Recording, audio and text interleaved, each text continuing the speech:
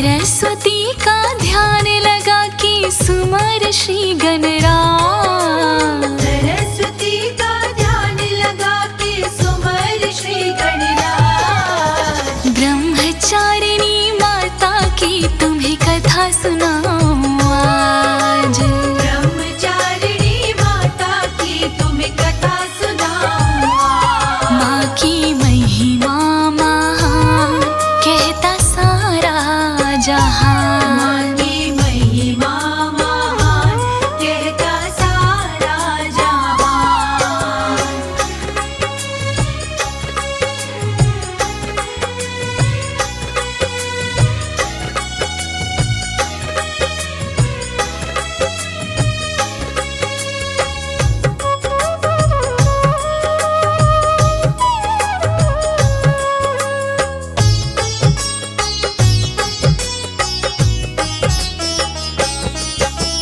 द्वितीय रूप है नव दुर्गा का ब्रह्मचारिणी माता। जन्म सफल हो जाए उनका जो कोई इनको ध्याता। ब्रह्मचारिणी माँ का भक्तों रूप है बड़ा निराला। दाई हाथ में सोही कमंडल बाई हाथ में माला। बाएं हाथ में माला, बाएं हाथ में माला। ब्रह्मचारिणी माँ की महिमा है वेदों में बरनी। राजा हिमांचल पिता थे इनकी, माँ थी मैना इनकी। बालकाल में नारद ने इनको उपदेश दिया था। पति रूप में शिव को चुनना मार ये मंत्र दिया था। मार ये मंत्र दिया था, मार ये मंत्र दिया था। तप करके तुम्हें मिल जाएंगे भूतों के सरताज। तप करके तुम्हें मिल जाएंगे भूतों के सरताज। ब्रह्मचारिणी माता की तुम्हें कथा सुनाऊं आज। ब्रह्मचारिणी माता की तुम्हें कथा सुनाऊं आज। माँ की महिमा महान सारा कहता जहान। माँ की महिमा महान कहता सारा जहान।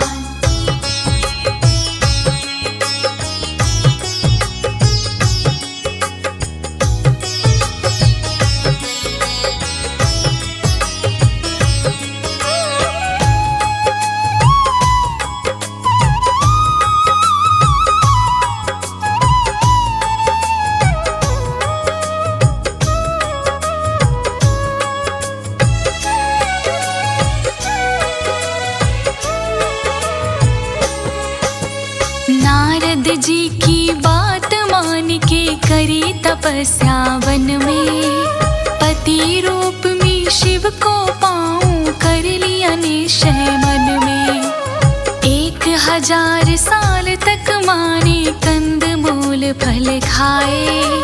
घास के ऊपर सो के माने पूरे 100 वर्ष बिताए। पूरे 100 वर्ष बिताए, पूरे 100 वर्ष बिताए। माने वर्षा धूप ताप में शिव का ध्यान लगाया। पूरे 3 साल तक माने बेल का पत्ता खाया। फिर सूखे पत्तों को माने कर दिया शुरू चबाना। इसी वजह से इन्हें अपर्णा कहता आया जमाना। कहता आया जमाना, कहता आया जमाना। इनकी लगन साधना तप से खुश हुआ देव समाज। इनकी लगन साधना तप से खुश हुआ देव समाज। ब्रह्मचारिणी माता की तुम्हें कथा सुनाऊं आज। ब्रह्मचारिणी माता की तुम्हें कथा सुनाऊं आज। माँ की महिमा महान कहता सारा जहान। माँ की महिमा महान कहता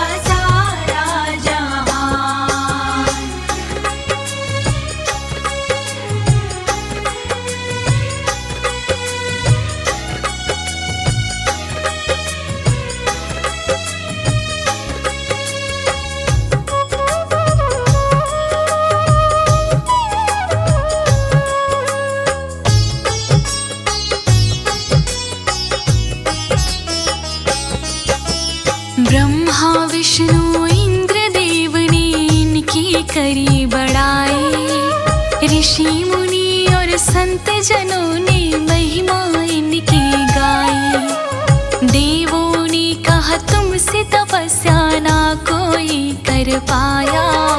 शिव जी को खुश करके तुमने अद्भुत पुण्य कमाया।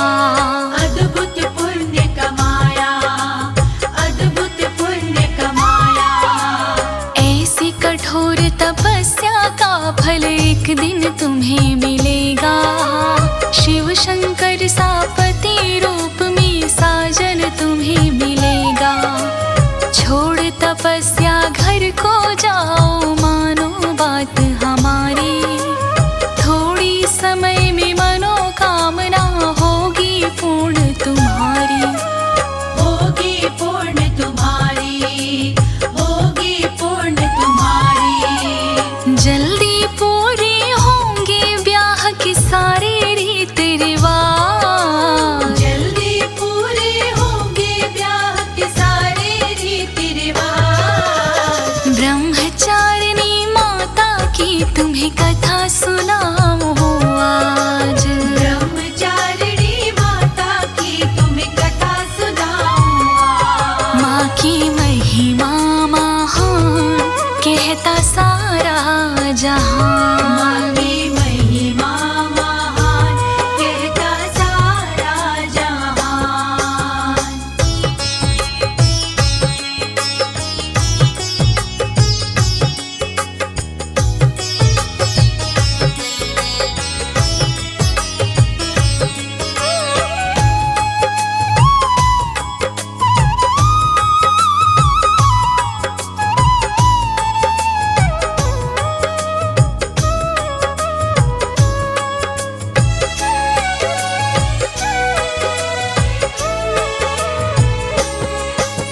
देवताओं की वाणी सुन के माँ ने अखियाँ खोली। नतमस्तक हो देवताओं से मीठी भाषा बोली। मैं शंकर के दर्शन के बिन ना घर को जाऊंगी। एक बार मैं ब्याह से पहले दर्शन को पाऊंगी। दर्शन को पाऊंगी, दर्शन को पाऊंगी। दर्शन किए बिना मैं अपने तप को तज ना पाऊं। करते करते शिव की पूजा चाहे मैं मर जाऊं। मेरी तपस्या सच्ची है तो आएंगे शिव शंकर। दर्शन अपनी दिव्य रूप के दिखलाएंगे शंकर। दिखलाएंगे शंकर, दिखलाएंगे शंकर। मेरे मन की जरूर सुनेंगे एक दिन वो आवाज। मेरे मन की जरूर सुनेंगे एक दिन वो आवाज। ब्रह्मचारिणी माता की तुम्हें कथा सुनाऊं आज। ब्रह्मचारिणी माता की तुम्हें कथा सुनाऊं आज। माँ की महिमा महान सारा कहता जहां।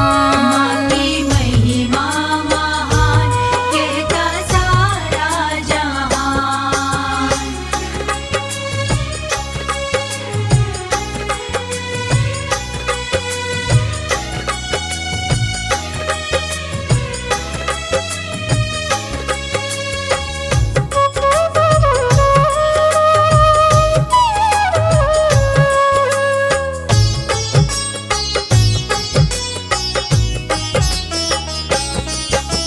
दृढ़ संकल्प देख के इनका शिव कैलाश से आए।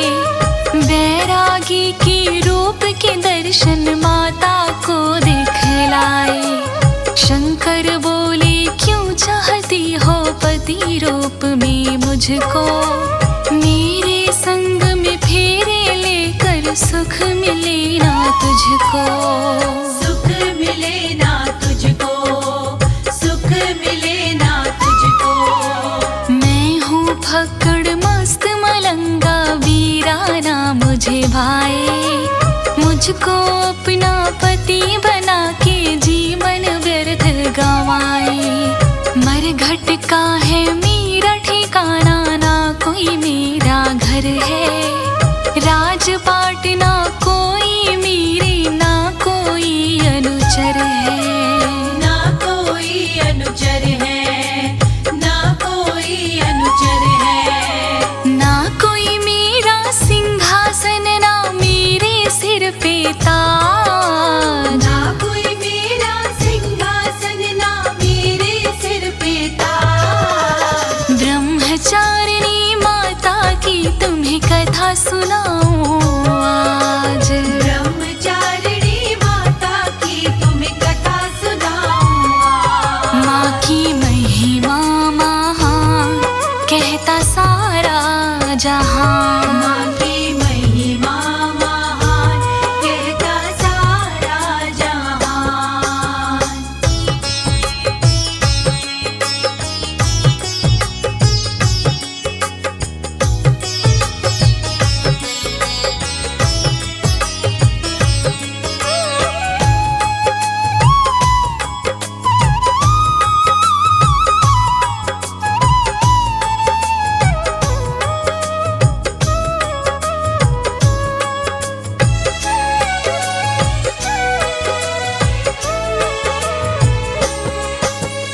माता बोली राजपाट ना धन की मुझे जरूरत। बसी है मेरे मन मंदिर में एक तुम्हारी सूरत। रखोगे जिस हाल में मुझको, उसमें मैं रह लूंगी। सुख के बदले दुख मिले तो हंस कर मैं सह लूंगी। हंस कर मैं सह लूंगी, हंस कर मैं सह लूंगी। साथ तुम्हारा पाने के लिए करी तपस्या भारी। मेरी इच्छा पूरी कर दो शिव शंकर त्रिपुरारी। शंकर बोले पूर्ण मनोरथ होगा शीघ्र तुम्हारा। तेरे तप के कारण तुमको मिलेगा साथ हमारा। मिलेगा साथ हमारा, मिलेगा साथ हमारा। आऊंगा बारात में लेकर रखूं वचन की लाज। आऊंगा बारात में लेकर रखूं वचन की लाज। ब्रह्मचारिणी माता की तुम्हें कथा सुनाऊं आज। ब्रह्मचारिणी माता की तुम्हें कथा सुनाऊं आज। माँ की महिमा महान, कहता सारा जहां। माँ की महिमा महान, कहता सारा जहान।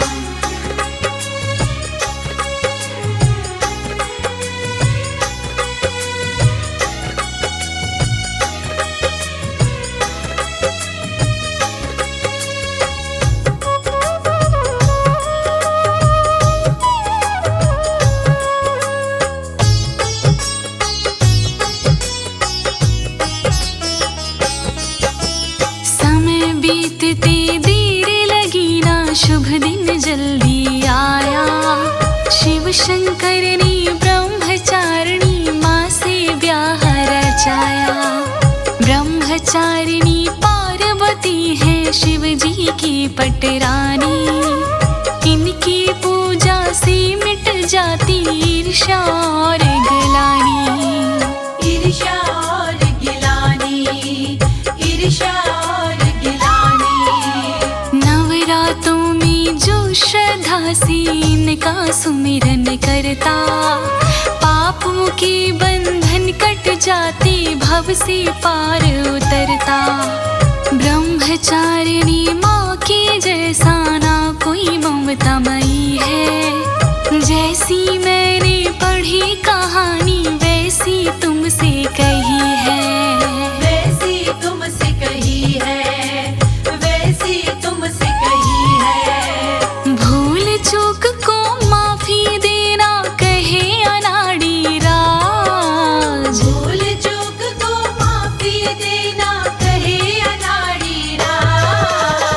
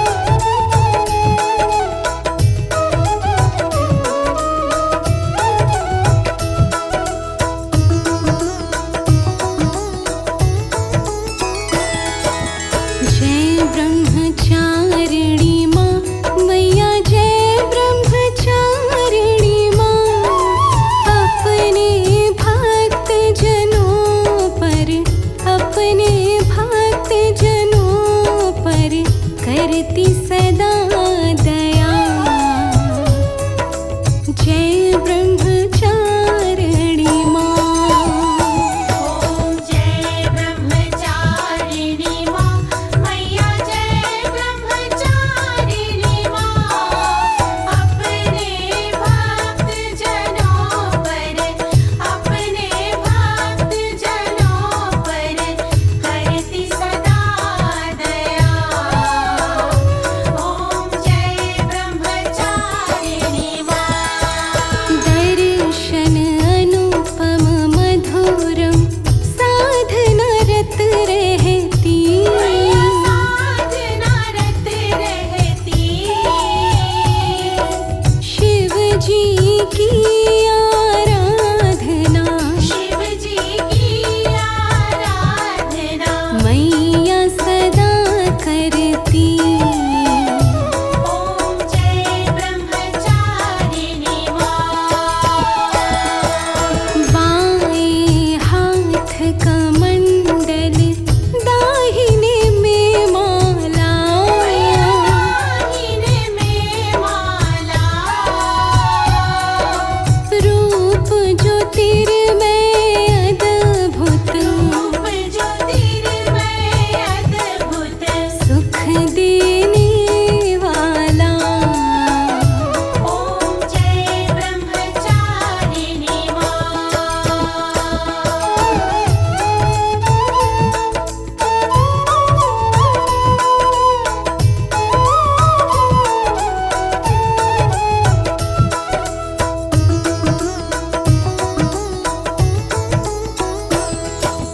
देव ऋषि मुनि साधु गुण माँ के गाते। गुण माँ के गाते।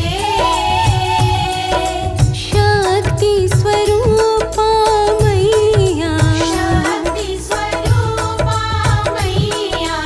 सब तुझको ध्याते। ओम जय ब्रह्मचारिणी माँ। संजम तब वैराग्य प्राणी वो पाता।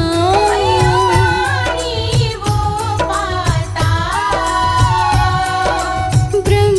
ब्रह्मचारिणी माँ को ब्रह्मचारिणी माँ को निश दिन जो ध्याता। ओम जय ब्रह्मचारिणी माँ।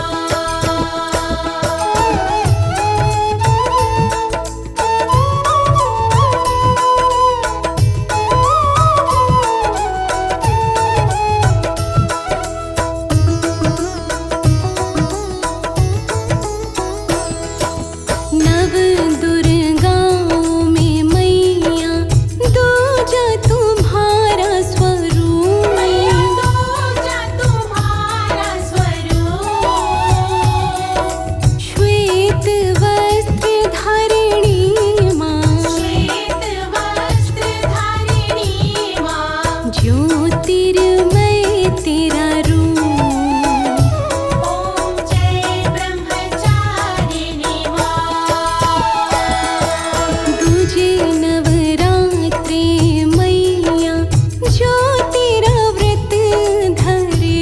मैया जो तेरा व्रत धरे। करके